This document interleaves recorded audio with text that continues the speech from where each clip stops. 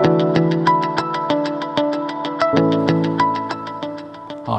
I'm Andrew Kelleher and welcome to the April edition of the JMI Wealth monthly video series. Look, we've recently moved through the end of March. We're now in April, and the end of March was the end of financial year for many people, and it's now more than 12 months since that period of what I call peak COVID despair of February, March last year. Now, as we speak, share markets around the world are relatively stable.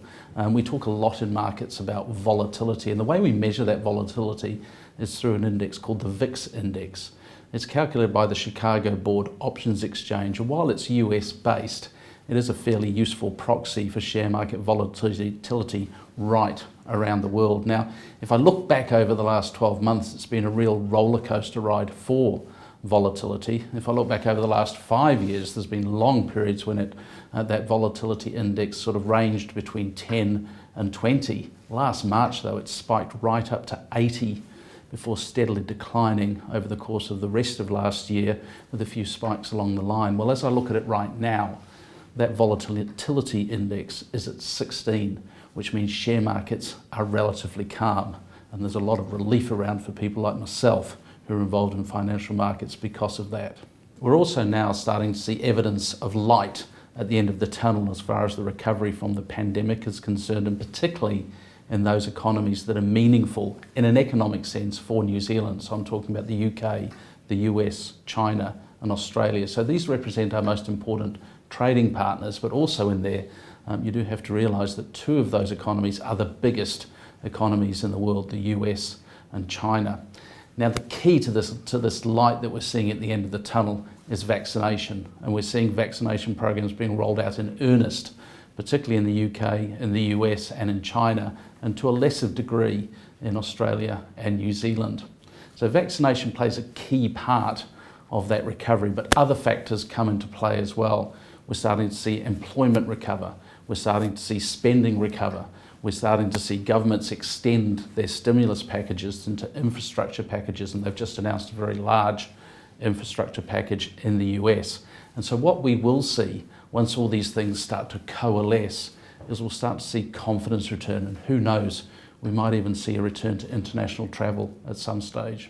So also in that positive sense, I do note in a very widely read annual letter to shareholders from Jamie Dimon, who's the CEO of JP Chase, he included the following statement in that annual letter, and I'm going to read this to make sure I get it right. I have little doubt that the excess savings, new stimulus savings, the huge deficit spending, more quantitative easing, the new potential infrastructure bill, a successful vaccine, and euphoria around the end of the pandemic, that the US economy will likely boom. So that's a pretty positive statement from a very significant and important person in the US business community. The question I have, though, and that remains to be answered, is whether that economic recovery, that potential economic boom, translates into higher share markets.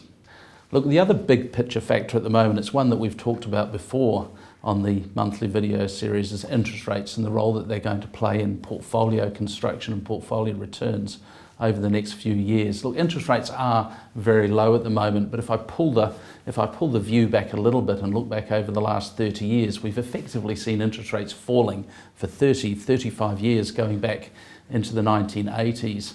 And while we can't discount interest rates going lower from here, for instance, we might see the pandemic reinvigorate itself and more restrictions come into place.